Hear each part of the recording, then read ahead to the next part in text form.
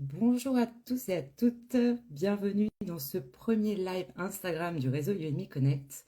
Alors, pour me présenter rapidement, moi je suis Amy, j'ai 43 ans et il y a un an de ça, j'ai quitté Air France pour monter mon réseau d'entrepreneurs UNMI Connect. Et aujourd'hui, on se retrouve avec un membre du réseau, Isabelle, avec qui nous allons parler changement de vie. Alors, je vais tout de suite essayer de l'inviter. C'est le premier test en direct.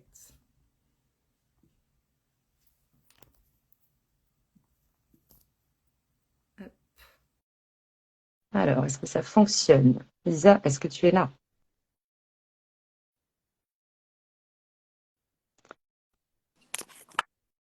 Ouh. Hello Isabelle, comment vas-tu? Hello, ça y est, je viens de mettre le son, je vais bien et toi? Ça va, merci. Du coup, je me suis présentée, donc du coup, je vais te laisser te présenter.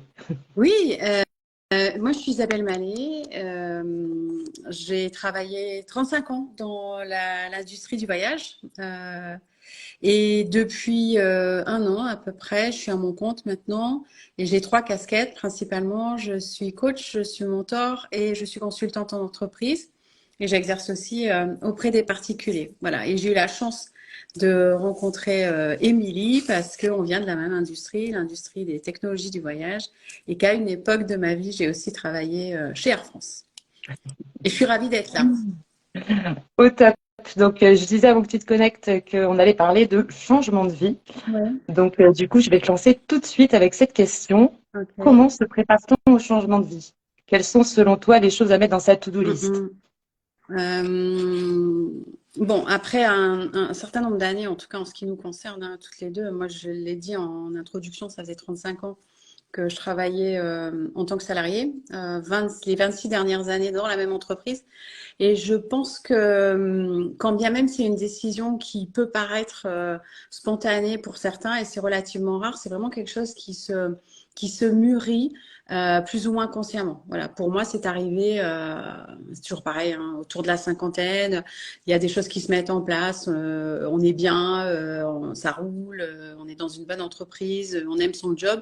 Pour autant, il y a des constats qui se font un peu en background comme ça, en arrière-plan, et qui font que on est dans cette fameuse quête de sens, en fait. Hein. On a besoin de trouver ou de donner un autre rythme, une autre énergie à sa vie. Et pour s'y préparer, je dirais que, en tout cas, l'expérience que moi j'en ai, c'est que j'ai eu d'abord des interrogations sur mes besoins, sur mes valeurs. Voilà, qui j'étais à ce moment de ma vie, où j'en étais arrivée, qu'est-ce que je voulais conserver, de quoi j'avais besoin en termes de changement. Donc ça, c'est ce qui fait qu'en général, on est sur une partie un peu abstraite du projet, mais c'est en même temps celle qui est fondamentale parce que c'est celle qui va nous amener après sur une voie ou une autre. Et il faut aussi savoir à ce moment-là relativiser ses freins et ses blocages parce qu'on en a tous. Voilà, moi j'étais pétrie de peur et j'avais que des doutes. J'avais vraiment la sensation que j'étais pas capable de faire autre chose que ce que je faisais depuis des années et ça devenait un peu irrationnel. Donc l'idée, c'est d'étudier un peu ce qui nous bloque, voilà, et de relativiser tout ça. Évidemment, on peut se faire accompagner hein, dans ces parcours. Moi, c'est ce que je fais aujourd'hui. J'ai dans la clientèle avec qui je travaille des gens qui sont dans ces phases-là et qui ont besoin d'avoir un espèce de miroir face à eux pour essayer de relativiser en fait tout ce qui freine et de passer au-delà. Ensuite, je pense que l'idée d'établir un plan d'action avec vraiment des milestones, hein, des jalons entre ce qu'on a en tête hein, et maintenant, il faut quand même paver le chemin. Pour autant, quand on va le prendre, on sait que il y aura des virages, il y aura des adaptations, des ajustements. C'est un peu comme une balade en montagne, hein, on sait où on va. Après, expliquer avant d'être parti comment on va y arriver, sa personne est capable de le faire. Mais ça permet en tout cas de réduire le stress parce qu'on se dit, il faut démarrer par à un certain moment et puis avancer et on ajustera et on progressera en fait au fur et à mesure. Ce qui m'a servi vie aussi, c'est d'être capable de parler de ce projet. C'est vrai qu'il y a une petite réticence à dire, ben voilà, moi je suis bien installée, j'ai un bon job, je suis en sécurité financière et j'ai envie de tout mettre par terre et de partir vivre autrement.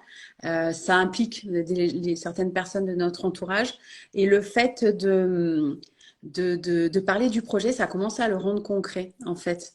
Alors évidemment, on a tous, hein, on va être confronté à des supporters, on va être confronté à des détracteurs, mais ça nous permet aussi, encore une fois, là, de passer par l'étape, ça devient concret, ça se met en place hein, et ça m'amène un peu à la phase suivante qui moi, c'est vraiment euh, affiché fort, c'est accepter d'entrer dans ta zone d'inconfort, en fait. Hein. Et ça commence aussi par justifier de pourquoi tu prends des choix qui vont avoir un impact sur toi, les autres, éventuellement, et est-ce que c'est bien raisonnable, et voilà, toutes ces injonctions qu'on peut avoir par des gens qui sont juste inquiets pour nous. Donc ça, Mais je pense qui nous renvoie la plupart du temps nos propres peurs, en fait. c'est ça. Exactement. Et face aux autres, l'idée de se dire bon bah c'est une bonne question, c'est vrai que comment tu vas gagner ta vie et est-ce que tu penses que c'est la bonne décision et ça permet aussi de continuer à affiner son plan parce qu'effectivement ce sont des questions qu'il faut se poser. Il faut avoir vraiment un projet qu'on étudie de près et connaître en fait les risques qu'on prend, les assumer, les mesurer. Toi, dans tes coachings jusqu'ici, est-ce qu'il y a vraiment quelque chose qui ressort en tête de liste? Des choses qui font peur? Oui, alors chez les entrepreneurs, les gens qui passent du salariat à l'entrepreneuriat, il y a quand même beaucoup de questions au nom du financement, hein, autour du financement, parce que c'est vrai qu'on avait certains avantages dans des grandes entreprises, on a des bénéfices hein, qui sont là et dont on profite depuis des années. D'un coup, il y a une certaine autonomie, une responsabilité complète. C'est à nous de faire les choix. Le conseil que j'ai à donner, c'est quand même de démarrer le plus vite possible. C'est-à-dire que le projet, il faut qu'il soit bien ficelé. Mais même si on a besoin d'un petit temps pour souffler, entre notre ancienne vie et la nouvelle. L'idée, c'est aussi de pouvoir assez rapidement, de toute façon, se lancer.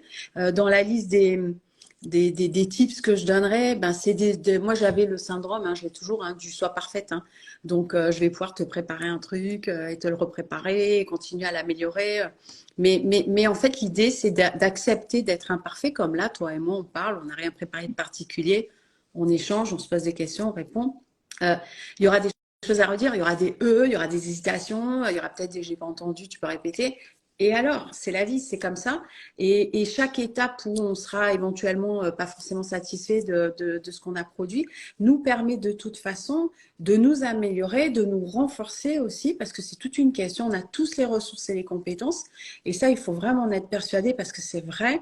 Et à partir du moment où on commence à s'en servir, on se rend compte à quel point c'est quasi inépuisable et que les limites, c'est juste à nous de les franchir et de les dépasser et de les repousser. Et à partir de là, en fait, tout se coordonne et tout s'adapte et tout fonctionne. Donc, il faut accepter de se challenger. On revient un peu à la zone d'inconfort. Ouais. Hein. Là, moi, si tu m'avais dit le premier jour de mon activité de non-salarié, d'entrepreneur, allez, on fait un live, on se connecte toutes les deux. Je t'aurais dit non, moi je suis pas prête, je sais pas ce que je peux dire. Et puis j'aime pas les lives, j'aime pas les vidéos. Et Faut être honnête. finalement, nous voilà Et aujourd'hui. on est là. Et on n'est pas né, nous, avec le téléphone dans la main. C'est pas une extension de nous, la vidéo. Mais à un moment donné, là où on se faisait connaître par les pages jaunes et peut-être les flyers à une époque, aujourd'hui, l'idée de partage, hein, elle passe aussi par sa présence dans les réseaux. Je sais que les gens qui travaillent avec moi, c'est parce qu'ils m'ont vu, ils m'ont entendu parler et ils se sont dit, bah, tiens, elle a une énergie dont j'ai envie ou dont j'ai besoin, ou je me sentirais à l'aise de pouvoir être accompagnée par cette personnalité-là. Donc, c'est quand même primordial. Euh, je crois que ce qu'il faut aussi éviter, c'est de s'entourer finalement. c'est un conseil que je me suis appliqué à moi-même, c'est de s'entourer aussi de personnes négatives parce que on va avoir des gens autour de nous hein, qui vont toujours essayer de nous apporter une vision pessimiste en fait de ce qui est en train de se passer. Si tu ne supportes pas les ordres, deviens patron. Oui, c'est vrai. Oui, complètement. Avec les avantages et les inconvénients, mais c'est vrai que ça, c'est la liberté phénoménale et juste incroyable qu'on se donne aussi. Et le fait d'être entouré par des gens et toi, Émilie, avec tout ce que tu mets en place via le réseau, qui fait que ça nous est tous arrivé. On a tous attrapé le Covid depuis qu'on est ensemble. On a tous été enrhumés. On a tous eu des moments où on se disait est-ce que je vais vraiment m'en sortir ce mois-ci? Je fais pas le chiffre que j'aurais espéré. Mais le fait de parler entre nous, de ne pas être isolé, parce qu'en tant qu'entrepreneur aussi, moi C'est le plus important. ouais, je me souviens plus combien on était sur le plateau sur lequel je bossais, mais à minima, quand je voulais pas voir grand monde dans mon entreprise précédente, je croisais 100 personnes. Du jour au lendemain, tu es un peu derrière ton laptop en train de préparer tes interventions et t'as pas tous les jours peut-être quelqu'un avec qui, surtout quand tu te mets en place, avec qui échanger. Et c'est fondamental de s'entourer de gens qui traversent les mêmes périodes que toi, qui les ont traversées, qui ont envie de partager ça et que ça va te rebooster, ça va te redonner de l'énergie. Et c'est tout Oui, ce mais qui... d'ailleurs, il y a même un nouveau mot qui s'est créé, le solopreneur, et ça, Ouais, faut aller contre tout ça, en fait. Faut ouais, justement pas hésiter à pousser les portes, faire des soirées avec d'autres entrepreneurs, complètement. se connecter à des lives et pas hésiter à aller Ouais, vers les autres, en fait. ouais. Oui, éviter de s'isoler, éviter d'avoir un réseau bienveillant avec qui tu célèbres tes succès. Et t'es pas obligé de faire comme on lit parfois sur LinkedIn. J'ai fait 3 millions d'euros de chiffre d'affaires en 2022. Super. Mais les victoires, ce qui se passe aujourd'hui entre nous, Émilie, pour toi et moi, je sais, parce qu'on Oui, se connaît bien maintenant, c'est une victoire. oui, C'est être ensemble, partager clairement. et voir tous ceux qui rejoignent la vidéo et espérer que ça leur apportera quelque chose, ceux qui la verront en replay, hashtag replay d'ailleurs. C'est ça.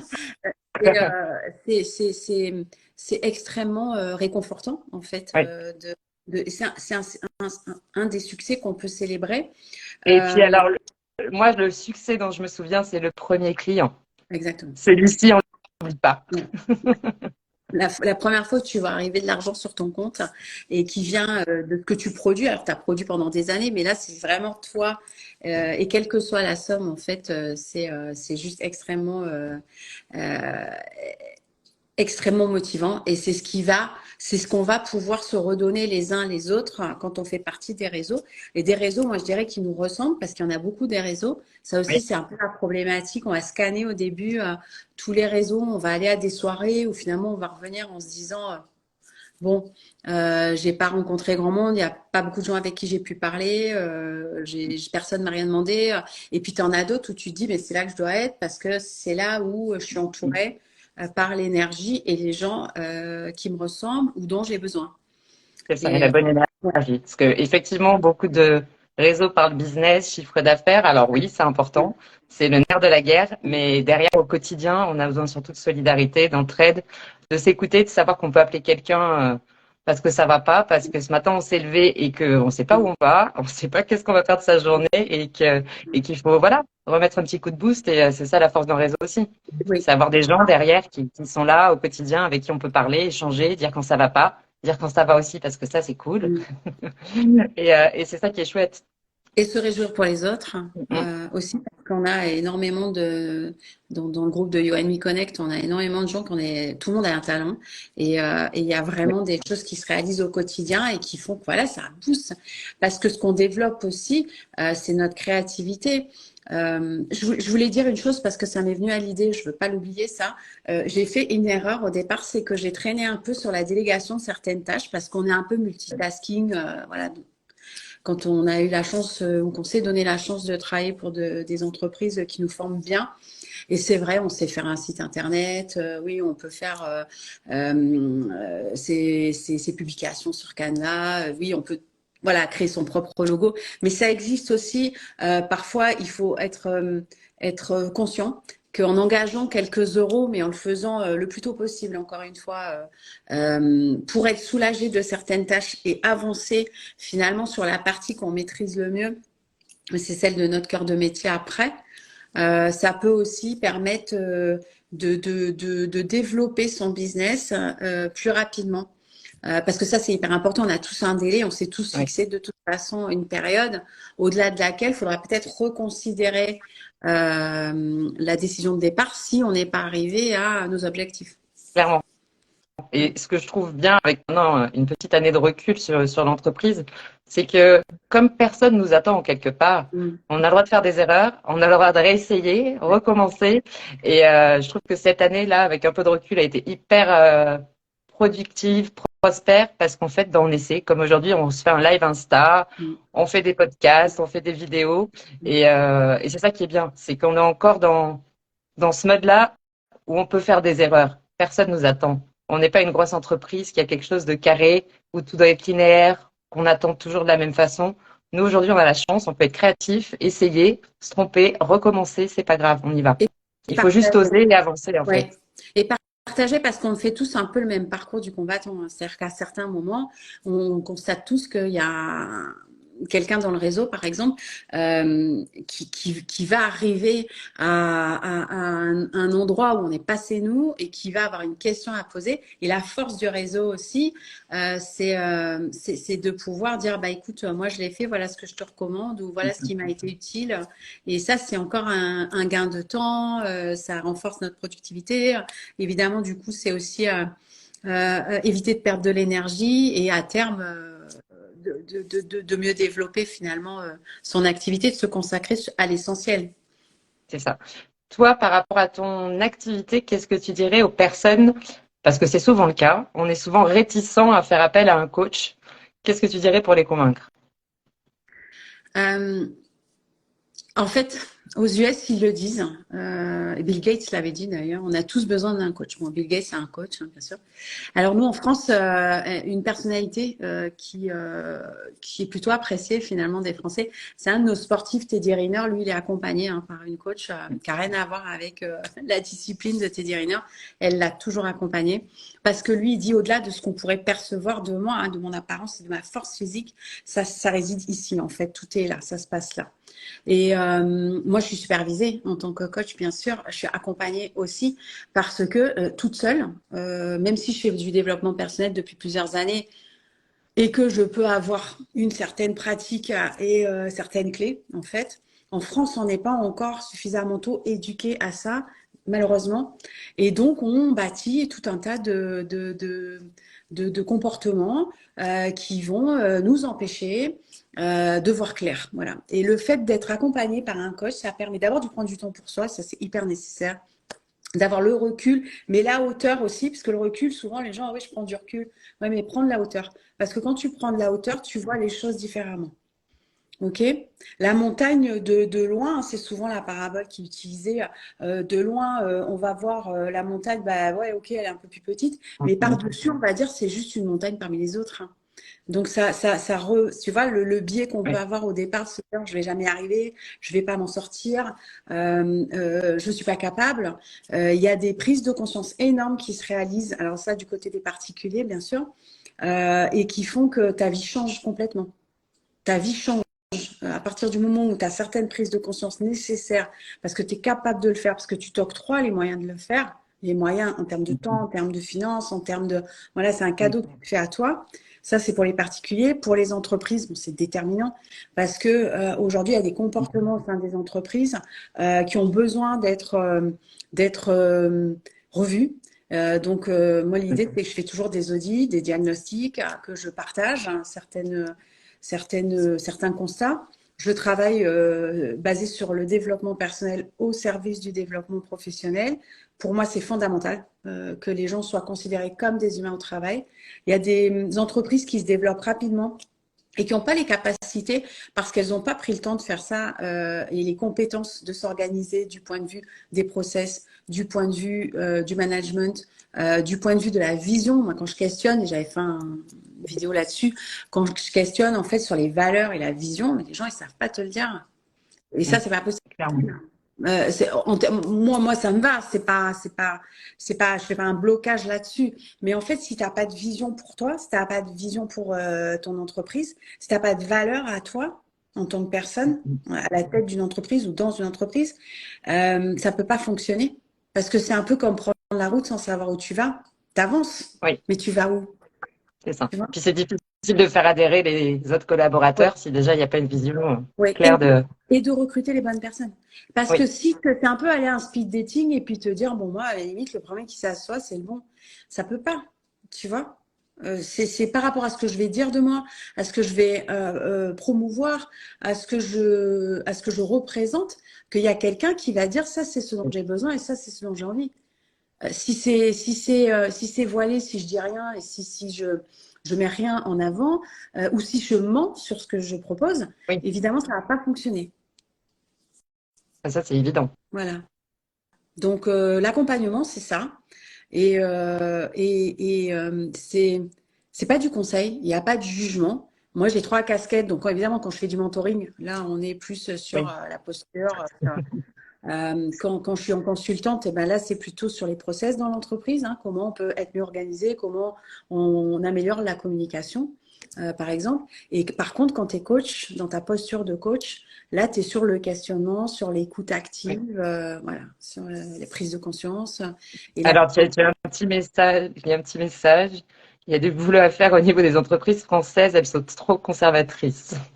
oui, alors elles évoluent. La vie est chaotique, hein, donc avec le Covid, boum, on s'est tous retrouvés parachutés chez nous. Du coup, dans les grandes entreprises ou même peut-être les plus petites, moi j'avais l'expérience d'une grande, mais bah, c'était devenu, si vous venez, vous vous installez où vous voulez. Donc là, c'est plus personnalisé du tout. Du coup, les gens se sentent plus faire partie de l'entreprise. Donc, ont du mal à revenir parce que finalement, le lien qu'on avait essayé de créer à une époque en mettant des baby-foot, des belles machines à café, des petits salons cosy, type Ikea et compagnie, ben ça finalement voilà, c'était plus à l'ordre du jour parce que là il fallait rendre des bâtiments entiers pour se réinstaller différemment parce que finalement les gens viendraient pas et du coup le lien qu'on avait pu mettre en place euh, aujourd'hui il disparaît. Donc il va falloir le recréer d'une autre façon. Mais la génération, et il y a Karim Duval qui parle très bien de ça, la génération Y et la Z, n'en parlons pas, a d'autres motivations, a d'autres envies, a d'autres besoins. Et je pense saura les mettre en place hein, parce que c'est important que ça fonctionne différemment et que ça change. Oui, puis c'est une génération qui a tout de suite rapidement baigné dans le développement personnel, dans la prise de conscience, Plus, dans plus mettre en avant ses valeurs, ce qu'on veut faire. oui. Nous, il Et a fallu tout apprendre et tout réapprendre quand on a quitté le salariat. oui, et ça me fait penser, tu sais, à cet équilibre que tu mentionnes, Émilie, vie pro, vie perso, Mm, mm. qui est aujourd'hui finalement un des atouts, un des bénéfices hein, qu'on pourrait mettre, aller voir dans le bâtiment ou l'industrie. Ouais, ouais, ouais. Ça, je sais pas si tu vas pouvoir autoriser comment ça va se passer dans le live. Est-ce qu'on va pouvoir interagir ou non, juste en répondant. Et on peut le tenter, c'est le premier live, hein. Ouais, allez, on est folle. Dans le bâtiment ou l'industrie, ouais, c'est vrai que c'est pas l'industrie dont je viens. Et effectivement, il y a certainement des variations. Je termine juste sur la vie pro, vie perso. Je pense que c'est essentiel d'avoir ça en tête et tous ceux qui sont entrepreneurs le diront. C'est assez difficile de mettre en place ce fameux équilibre vie pro, vie perso. Et ça, il faut vraiment y faire attention parce que on a tendance à être un peu tout le temps en vie pro en fait, hein, parce que c'est tellement de bonheur, c'est tellement de plaisir, c'est tellement euh, challenging et motivant C'est ça. que voilà, la ligne entre là maintenant, je reprends du temps pour moi et je me pose et je redeviens quelqu'un qui bosse pas. C'est pas évident en ce qui me concerne, en tout cas, à mettre en place. Ouais. Je te rejoins totalement. On est quel jour aujourd'hui? Vendredi? Ah, ça va. Oui, mais bon, tu t'en fiches parce que de toute façon, tu vas peut-être bosser samedi ou Non, mais voilà, dimanche. c'est ça. On n'a plus aucune notion du temps. Alors, des fois, il faut un peu se rappeler à l'ordre quand même, hein, parce que des fois, on a tendance à un petit peu abuser et être la tête dans nos idées, dans ce qu'on veut faire et notre entreprise. Et Voilà, il faudra plein de trucs. Prenez du temps pour vous aussi parce qu'au bout d'un moment, on y voit plus clair et on n'avance plus en fait. Ouais, complètement. Complètement. Du coup, on va se faire une petite clôture pour faire un petit point sur nous. Toi, aujourd'hui, quel est ton ressenti par rapport à ce gros changement de vie? Le bilan perso, Ouais, ouais. Écoute, moi, ça fait un peu moins de 8 mois. Je les ai pas vus passer. Euh, j'ai gagné en confiance, ça c'est sûr. J'ai développé ma créativité. Moi, enfin, dans ma tête, là, être créatif, c'était jouer du piano ou savoir peindre, tu vois. Donc, bon, je me suis rendu compte que non, c'était autre chose et qu'on avait tous une part de créativité en nous. Donc ça a été un super constat. J'ai appris tous les jours des choses différentes, mais j'ai appris tous les jours. Je me suis servi de mes acquis, mais j'en ai développé plein d'autres. Aujourd'hui, j'accepte de ne pas réussir, ce qui n'était pas forcément dans mon ADN et ce qui n'était pas ce que je valorisais en entreprise, bien sûr. J'apprends de mes expériences, qu'elles soient réussies ou pas. Mon chiffre progresse, pas toujours à l'allure à laquelle je voudrais, mais encore une fois, il faut célébrer chaque victoire. Et puis surtout, j'ai un rythme qui est adapté à mes besoins, en fait. Hein. C'est-à-dire que quand je te dis on bosse dimanche, oui, bien sûr, moi, ça m'arrive de bosser dimanche, mais c'est aussi parce que c'est un choix de vie maintenant. Et donc, je suis complètement. Ça correspond à la personne que je voulais être à ce moment de ma vie. Voilà. oui, c'est hyper important. Enfin, je te rejoins sur tous les points que tu as dit. C'est Ouais. ce sentiment de liberté, de créativité. On avait l'impression que notre cerveau était en off au niveau créativité, alors qu'aujourd'hui, on a 1000 idées dans une journée, Mm, qu'on peut pas toujours toutes mettre en pratique le même jour, mais on y va au fur et à mesure. Et la qualité de vie qui est retrouvée à oui. côté. Moi qui prenais quotidiennement les transports parisiens pour aller jusqu'à l'aéroport, lever 6 heures, rentrer 21 heures à la maison, tout ça, c'est terminé. Et un an après, je me demande encore comment j'ai réussi à faire ça pendant 7 ans. Mm. Parce qu'aujourd'hui, la vie n'est plus du tout la même. Je prends mon ordinateur, je file à l'autre bout de la France ou à l'autre bout du monde. L'entreprise continue à tourner, les rencontres continuent à se faire et ça, c'est juste extraordinaire. Et Oui. pour rien au monde, je ne reviendrai en arrière. Il faut juste Non. passer le cap, oser. Et pour tous ceux qui se posent la question, c'est juste ça en fait. Osez. Arrêtez de vous poser des questions, allez-y. Et puis vous verrez. Et puis comme dit Lisa, on apprend tous les jours, on fait des erreurs. Et c'est pas grave. Le tout, c'est d'avoir des gens pas trop loin qui sont là pour vous aider, pour vous soutenir et ça avance. Et puis peut-être il y aura des échecs. Et alors, c'est pas grave. On trouvera des solutions. Oui. Oui, toujours, et surtout en étant ensemble. Et puis je pense que ce qu'on fait tous aujourd'hui, c'est un vrai impact concret. Je voyais Jeff qui est connecté, lui, ce qu'il arrive à créer avec ses mains. Et c'est vrai qu'on a tous eu des jobs parfois un peu abstraits. Et le fait, ou Delphine avec la maroquinerie, ou tous les gens qui nous entourent, les papiers d'Ella, tous ceux qui me viennent à l'esprit là que j'ai rencontrés grâce à toi. L'atelier Tarmac, toutes ces idées là magnifiques qui ont jailli finalement de l'imagination, de la créativité de chacun et qui sont très concrètes et qui apportent concrètement finalement beaucoup de bonheur aux autres parce que j'ai l'impression que c'est un peu un axe sur C'est lequel ça. nous, en tout cas dans You& Connect, on s'est retrouvés. Oui.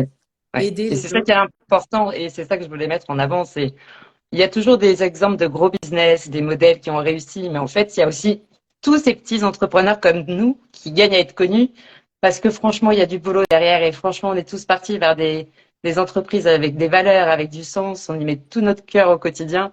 Et ouais, vraiment, je pense qu'il y a plein de belles histoires derrière et c'est ça le cœur du réseau derrière You& Connect. C'est vraiment faire connaître tous ceux qui ont passé ce cap et qui gagnent vraiment à être connus. Parce qu'au-delà d'une entreprise, derrière, il y a des êtres humains qui ont fait des choix de vie incroyables. Parce que c'est un petit peu fou, mais une fois qu'on y est, c'est tellement kiffant. Complètement. Et d'ailleurs, Amy, je vois une question pour toi. Est-ce qu'on Oui. peut créer un annuaire des entrepreneurs You& Connect? Alors, l'annuaire existe sur le site internet. Trouvez un professionnel.